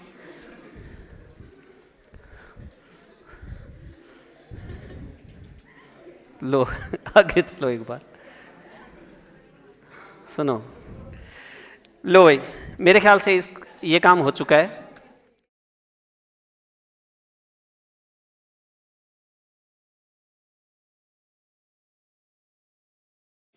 MCQs। AS25 mandates the following in relation to interim financial reports। कहता है AS25 mandates, कहता है भी ये मैंडेटरी करता है ये चीजें, वो बताता है which entity should publish interim financial report. क्या AS25 ये बताता है भी कौन कौन से entities? No. How frequently it should publish interim financial reports, कि इतने इतने टाइम बाद? नहीं, ये भी नहीं है। How soon it should publish after the end of financial period, interim period? नहीं। तो आंसर क्या है? None of the above. ठीक है जी, चलो।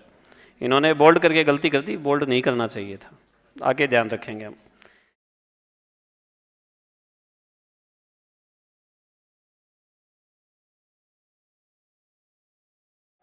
The standard defines interim financial report as a financial report for an interim period that contains a set of complete, condensed या similar to annual, either completed or condensed, either completed or AS 25 में IFR दो तरह की होती है, या तो complete और या कंडेंस्ड. ठीक है जी, ओके.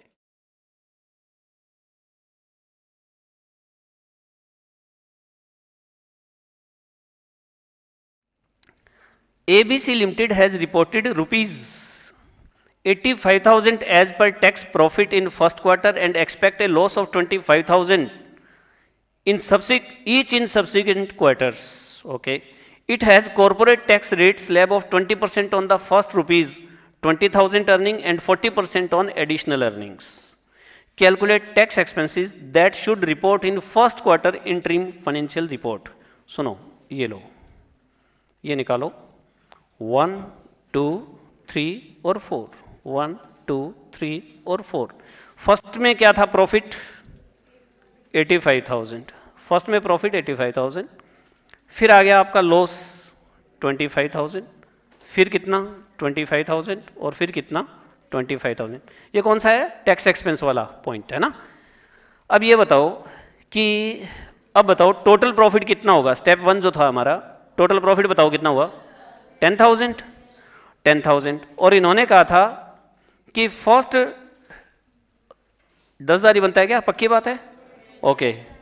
85,000 as per. ओके ठीक है जी. अब ये कह रहा है जी टैक्स रेट स्लैब है फर्स्ट 20,000 पे 20%. तो पहला काम तो हो गया 10,000 निकालना. दूसरा काम क्या था?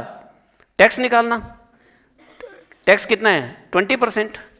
तो ये बताओ, आप वो क्वेश्चन निकाल लो जो मैंने करवाया था. शाबाश. हाँ, क्योंकि एक ही ऑब्जेक्टिव क्वेश्चन है, वही मैं करवा रहा हूँ. हाँ, और रफ के अंदर फटाफट सॉल्व करना है साथ में. करो. शाबाश. अच्छा क्वेश्चन है, घुमाने वाला, थोड़ा सा घुमाने वाला है. फर्स्ट स्टेप ये था कि आप इनकम निकाल लो. फिर बात ये हुई थी कि टैक्स निकाल लो. फिर वेटेड एवरेज निकाल लो और उस रेट से टैक्स लगा दो. गुड. फटाफट. फर्स्ट था total income, total tax, weighted average rate, amount of tax.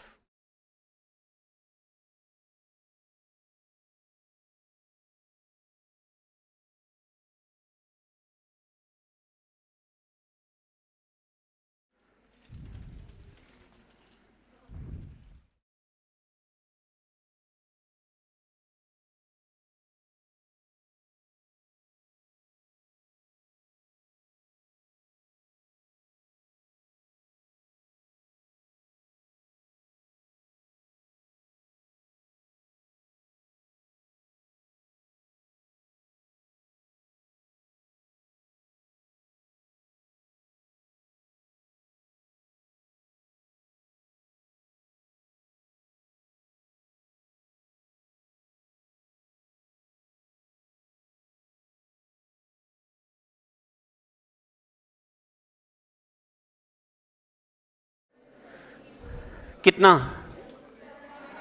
17,000. Yes. क्या था आपका? ये कह रहा है जी 20% फर्स्ट 20,000 पे. तो आपके पास कितना है? 10,000 है. इसका 20% आ गया कितना? 2,000. और फिर तीसरा स्टेप क्या था कि 2,000 10,000 का कितना परसेंट है? कितना परसेंट? 20%.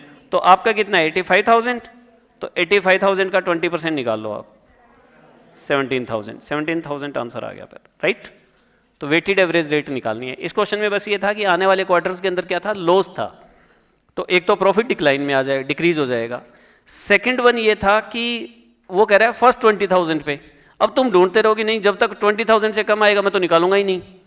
अब प्रॉफिट बेचारा 10,000 है, अब क्या करे? तो सीधा 20% रेट आ गई. तो थोड़ा कंफ्यूज हो सकते हैं हम कि यार कहीं 85,000 के टुकड़े तो नहीं करने, पहले 20,000 है फिर उसके बाद ये कंफ्यूज कर सकता है आपको. डन. चलो आगे. कोई बच्चा नोट कर रहा है क्या? बताओ इसे. आगे बढ़ जाऊं? लो जी.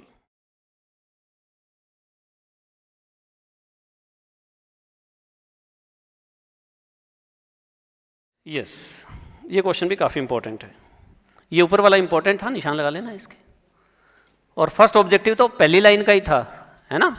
उसने कहा था कि S25 कुछ ऐसी वैसी बात नहीं बताता, ये तो ये बताता भाई कोई अगर बनाता हो तो हमारे को ये कंप्लाई कर लेना। हाँ जी,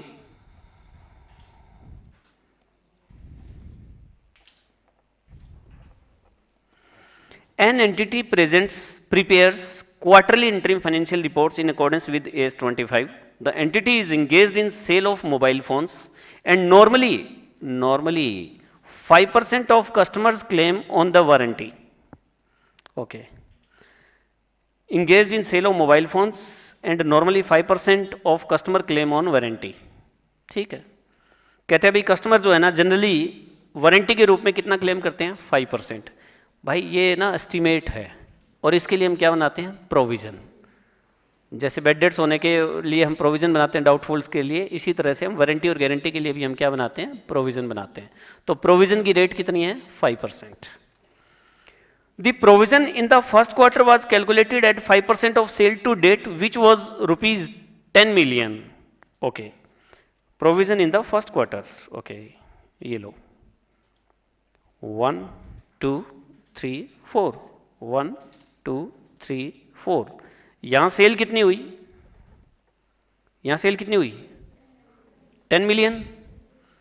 तो आप ये बताओ प्रोविजन कितना बनाया एट द रेट ऑफ, तो रुपीज 0.5 मिलियन, राइट। अच्छा जी, आगे क्या हुआ, however in the second quarter a fault and warranty claims were expected to be 10% for whole of the year.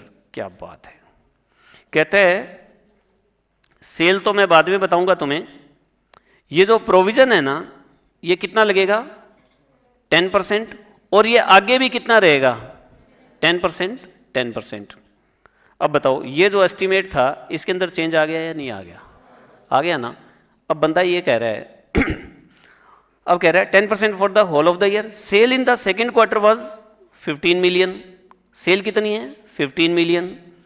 What would be the provision charged in the second quarter's financial statements? कहता है second quarter के अंदर financial statement में कितना provision charge होगा। अब बताओ cell कितनी है 15 और प्रोविजन कितना 10%, तो 1.5 तो ये हो गया, और यस 10 मिलियन का 5% दैट इज 0.5 ये हो गया, तो टोटल हो गया 2 मिलियन। रीस्टेटेड वगैरह का कुछ नहीं पूछा हुआ इसने, ये कह रहा है बताओ सेकंड क्वार्टर में, तो ठीक है पिछली भी तो रीस्टेट करेंगे ना सेकंड क्वार्टर के अंदर, तो फर्स्ट क्वार्टर की जो 0.5 थी वो 1 होनी चाहिए। तो पिछले एस्टीमेट में आज अगर कोई चेंज आता है तो हम उसका चार्ज करते हैं, तो प्रीवियस क्वार्टर को हम रीस्टेट कर देंगे, ठीक है कोई दिक्कत नहीं है। लेकिन बात यह है कि टोटल चार्ज कितना होगा, 2 मिलियन। आज के दिन का कितना 1.5 और प्रीवियस वाला पेंडिंग कितना 0.5, तो 2 मिलियन आपका प्रोविजन चार्ज हो जाएगा। क्लियर, आगे बात समझ में, ठीक है। देख लो जिसको नोट करना हो कर लो। हाँ क्यूमुलेटिव के अंदर ही ओवरऑल बता रहे हैं, सेपरेट बोलते तो सिर्फ उस क्वार्टर में तो उस क्वार्टर का ही आता आपका, ये ओवरऑल है। To be provision would be the provision charge in the second quarter financial statements, second quarter के फाइनेंशियल स्टेटमेंट्स में तो बिल्कुल क्यूमुलेटिव भी आ ही जाएगा इसमें। मुझे लग रहा है ये हो गया, यस डन। चलिए अब एक बार जरा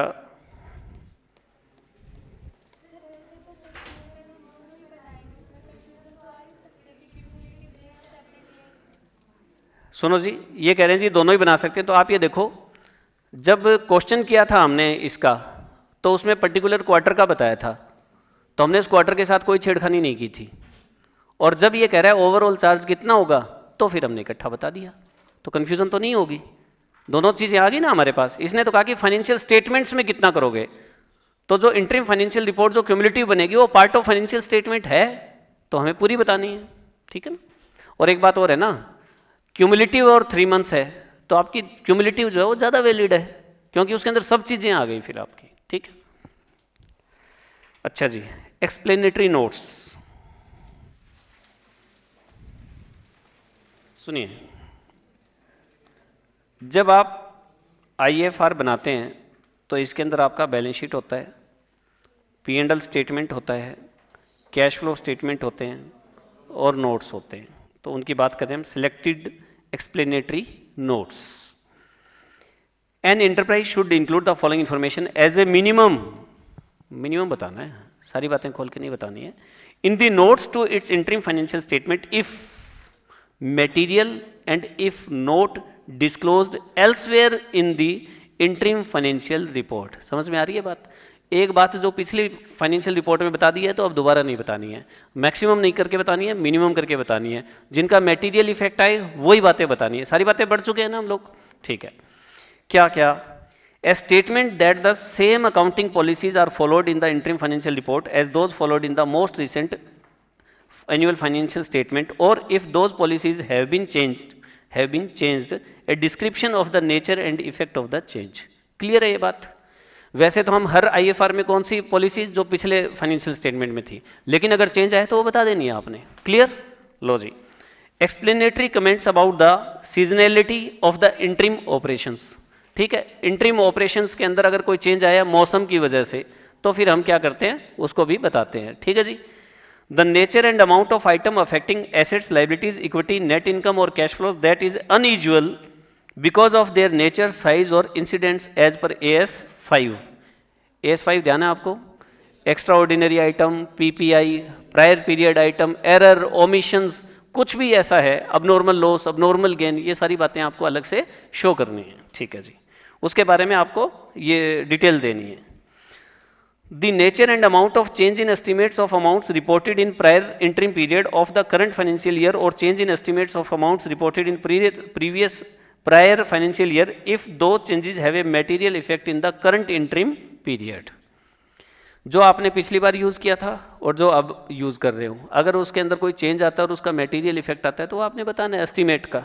ये सारे क्वेश्चन हम कर चुके हैं, मैंने लास्ट में इसीलिए लिया है कि वो सारी चीज़ों के रेफरेंस हमारे दिमाग में रहे, हालांकि इन्होंने तो पहले ही दे रखा है ये। अब देखिए आगे, इशुएंसेस। इशुएंसेस का मतलब क्या हो गया? Issue of shares, issue of debentures etcetera, bonds वगैरह, ये सारे इशुएंसेस। बायबैक, बायबैक क्या होता है? हम अपने इक्विटी शेयर मार्केट से वापस खरीदते हैं।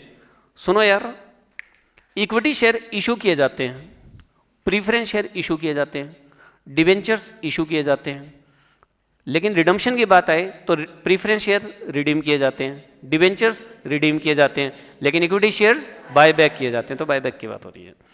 रीपेमेंट्स, अब देखो, जो सेक्शन के अंडर होकर रीपे करना हो उसे तो हम रिडम्पशन बोलते हैं, और जिसके ऊपर कोई सेक्शन वगैरह बाउंड नहीं होती, टर्म कंडीशंस के हिसाब से होता है, आपस के एग्रीमेंट के हिसाब से, उसे हम रीपेमेंट बोलते हैं। एंड रीस्ट्रक्चरिंग ऑफ डेट आ गया ना, कि अगर हमने कोई लोन ले रखा है अपने क्रेडिटर से और उसकी रीस्ट्रक्चरिंग के लिए हम नेगोशिएशन कर रहे हैं, यार रेट कम कर ले, अमाउंट घटा दे, थोड़ी सी माफ कर दे कर्जा, ये वो सब, वो सारी बातें। Equity and potential equity shares, तो पोटेंशियल इक्विटी शेयर्स कौन से बताए थे मैंने? Convertible debentures. कि इक्विटी शेयर, एक तो वो सीधे इक्विटी शेयर ही बैठे हैं, हाँ जी हम इक्विटी शेयर हैं, एक जो कंबल ओढ़ के बैठे हैं कि आज नकाब किसका है? डिबेंचर का, 6 महीने 1 साल बाद ही क्या बन जाएंगे? इक्विटी शेयर्स, तो इनको हम पोटेंशियल इक्विटी शेयर्स कहते हैं। यस। डिविडेंड एग्रीगेट ऑन और पर शेयर, सुनो, डिविडेंड या तो टोटल या पर share. In absolute, in absolute का मतलब टोटल में या परसेंटेज में। भाई आपने अपने इक्विटी शेयर होल्डर को 5 लाख रुपए का डिविडेंड बांटा, या तो 5 लाख बता दो या ये बता दो जी हमने 10% बांटा। भाई 50 लाख के इक्विटी शेयर्स हैं और उस पर 5 लाख, तो कितना हो गया? 10%। Separately for equity shares and other shares, हर एक प्रीफरेंस शेयर का अलग बताना है, इक्विटी शेयर्स का अलग बताना है। समझ आ गई क्या ये वाली बात? कि डिविडेंड या तो पर शेयर बता दो या टोटल बता दो, ठीक है, टोटल में अमाउंट बता दो या परसेंटेज बता दो। सेगमेंट रेवेन्यू, अकाउंटिंग स्टैंडर्ड 17, कितनी तरह के सेगमेंट होते हैं? 2 तरह के, एक बिजनेस सेगमेंट और एक ज्योग्राफिकल। प्रोडक्ट वाइज वाले को क्या बोलते हैं? बिजनेस, और एरिया वाइज को तो segment revenue, segment capital employed. यार सेगमेंट कैपिटल एम्प्लॉयड क्या होता है? हर एक सेगमेंट की एसेट्स और लाइबिलिटी होती है, तो उस सेगमेंट की एसेट, मान लो राजस्थान एरिया आपने सेलेक्ट किया, तो राजस्थान एरिया के अंदर जो आपने एसेट्स लगा रखी है और राजस्थान एरियाज की जो लाइबिलिटी है, तो उनको डिफरेंस कर दोगे तो क्या आ जाएगी? उसकी कैपिटल आ जाएगी। ठीक है। अच्छा, राजस्थान में जो इनकम हुई और राजस्थान में जो एक्सपेंस पे किए, तो उनका जो डिफरेंस है वो राजस्थान का प्रॉफिट आ जाएगा, उसे हम सेगमेंट प्रॉफिट बोलते हैं। एसेट माइनस लाइबिलिटी को हम सेगमेंट कैपिटल बोलते हैं। ठीक है जी। एंड सेगमेंट रिजल्ट्स मतलब प्रॉफिट और लॉस फॉर बिजनेस सेगमेंट्स और geographical segments whichever is the enterprise primary basis of segment reporting. अच्छा, उनकी जो सेगमेंट की रिपोर्ट तैयार करते हैं उनको सेगमेंट रिपोर्टिंग बोलते हैं, ठीक है। Disclosure of segment information is required is an enterprise. लो जी, ये आपका A17 जब पढ़ोगे तो इसके अंदर समझ आ जाएगा, वैसे ये अब समझ आ गया होगा। लो जी, हाँ ब्रो, हाँ आ गया सर, समझ आ गया, हाँ वेरी गुड, बहुत अच्छे बच्चे हो एज यूजुअल। आगे वाले भी समझ आ जाएंगे, घर पे कर लेना। छुट्टी, रुको 1 मिनट।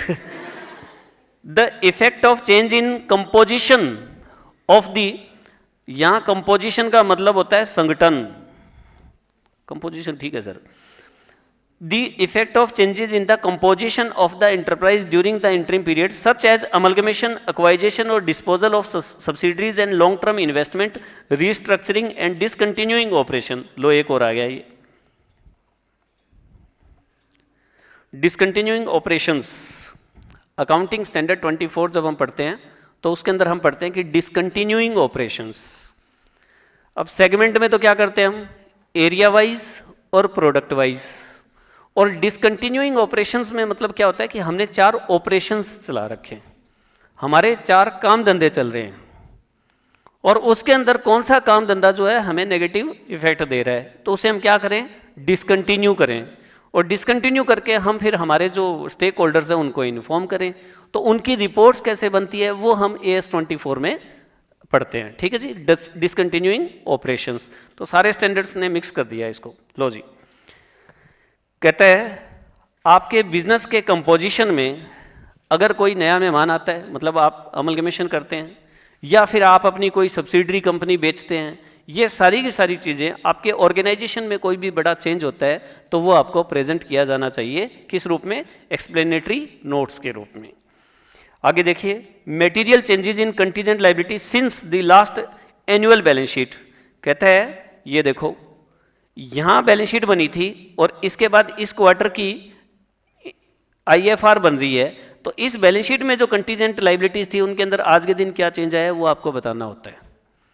अब कंटीजेंट लायबिलिटी का मोस्ट वर्स्ट एग्जांपल ले लो, कोई मुकदमा चल रहा है भाई साहब, तो मुकदमा चल रहा है तो उसकी कोई अपडेशन तो आई होगी इन 3 महीनों के अंदर, तो वो आपको बतानी होती है कि वो मुकदमा हमारी फेवर में जा रहा है या अनफेवर में जा रहा है या फिर होलिया काम, ठीक है। The above information should normally be reported on financial year to date basis. However, the enterprise should also disclose any events or transactions that are material to an undertaking of the current interim period. आम बातें हो गई ये सारी की सारी।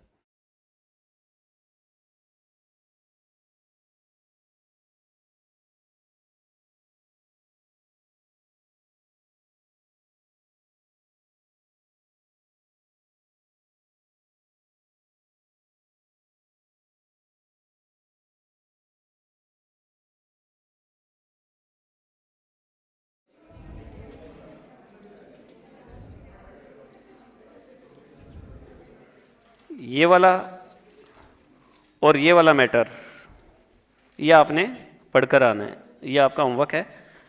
थोड़ा सा ठंडे दिमाग से जब सारे क्वेश्चंस वगैरह सपोज करके पढ़ेंगे तो ये समझ आ जाएगा आपको, ठीक है। ये आपने सेल्फ से करना है। सुनिए, जो भी मैं सेल्फ स्टडी के लिए दे रहा हूँ ये सारा करने के बाद है कि माइंड पूरी तरह से मैच्योर हो जाए इन चीज़ों के लिए, और तब, और ये ध्यान रखना। अब देखो ना, इसने खुद ही एम्प्लॉय बेनिफिट का कहीं दिया हुआ नहीं है ना, देखा है आपने, देखा है क्या कहीं दे रखा हो, मेरी नज़र में ना आया हो। मेरे हिसाब से एम्प्लॉय बेनिफिट का कहीं दे नहीं रखा है इसने, और वो क्वेश्चन आ गया, देख लो। तो इसी तरह से अभी भी इसके अंदर कोई पैराग्राफ जिसका कोई क्वेश्चन नहीं दे रखा उसका क्वेश्चन बन के आ सकता है। तो आपको पूरा का पूरा टेक्स्ट अच्छे से करना है। इवन तो ये भी है कि आप लोग जब इसको अच्छे से कर लोगे, मेरे को ये भी पता है कि इसमें से आ भी जाना है, लेकिन मेरे को ये भी पता है कि कोई ऐसा इंसान बैठ गया ना वहाँ पर जिसने वास्तव में आपके एस चेक करने हुए, तो जो इसके अंदर नहीं है ना वो भी दे देगा वो, ठीक है। क्योंकि इन्होंने ना जब आप स्टडी मटेरियल पढ़ोगे ना तो लास्ट में एक इंस्ट्रक्शन लिख रखी है कि students are advised to go through the full text of accounting standards. इतनी बात लिखकर वो कुछ भी कर सकता है, ठीक है ना। बल्कि अब तो देखो ये है, पहले वो लिखता था बेयर टेक्स्ट, पहले लिखता था वो बेयर टेक्स्ट।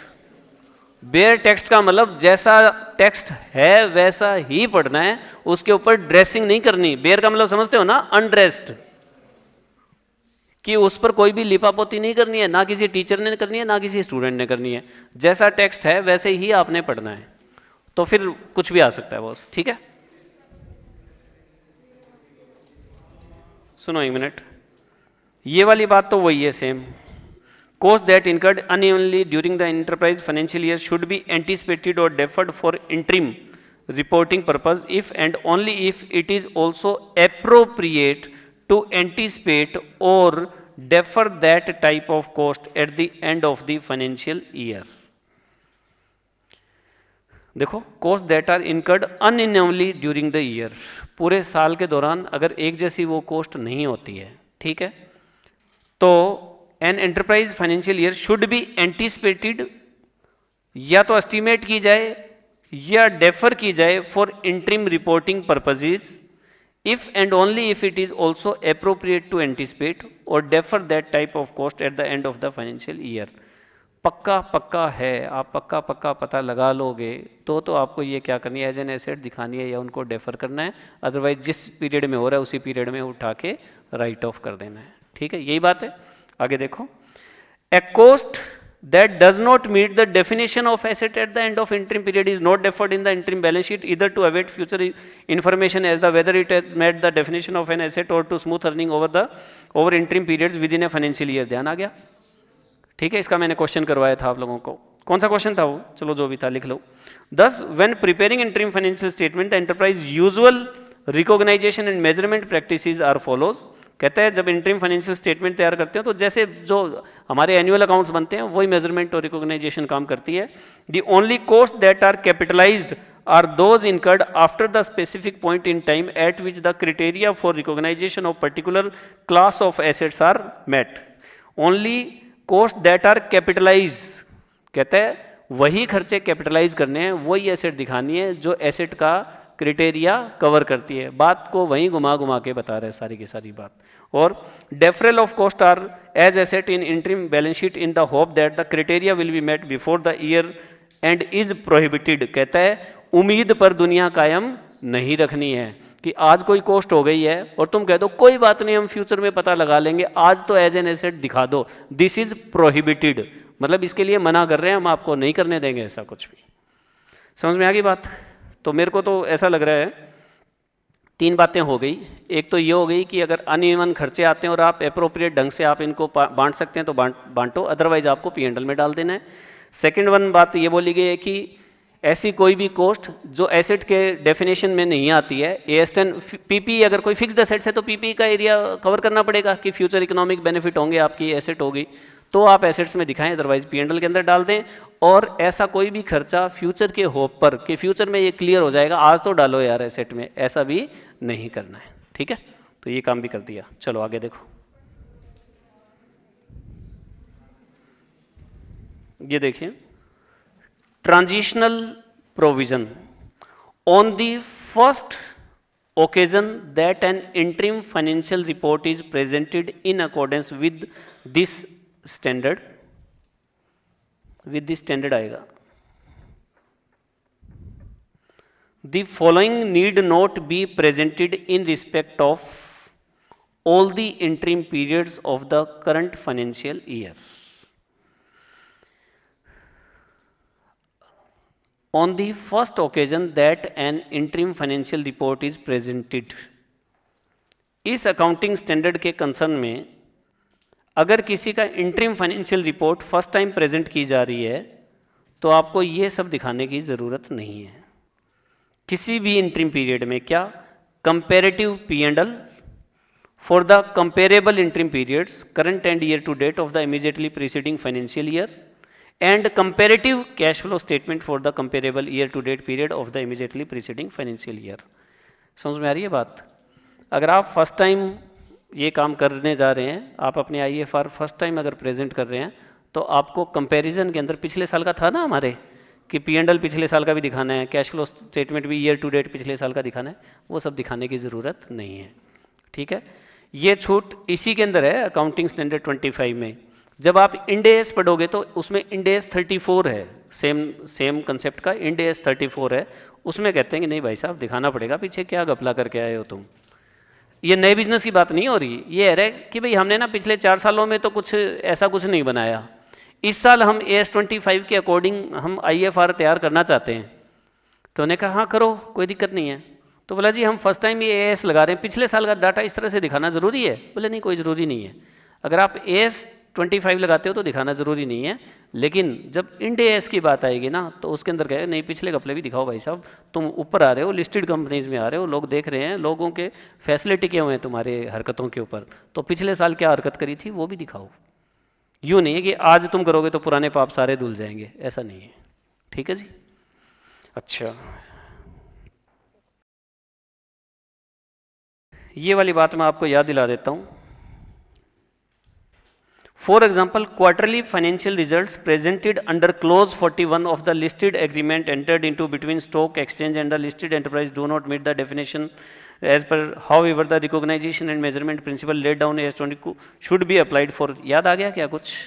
इसका मैंने एक क्वेश्चन करवाया था आपको कि आपका सेबी के साथ लिस्टिंग एग्रीमेंट है और उसके अकॉर्डिंग आपको क्वार्टरली फाइनेंशियल रिपोर्ट तैयार करनी है, तो आपके ऊपर AS25 लागू नहीं होगा, लेकिन आपको गाइडलाइन चाहिए तो आप AS25 का इस्तेमाल कर सकते हैं, राइट।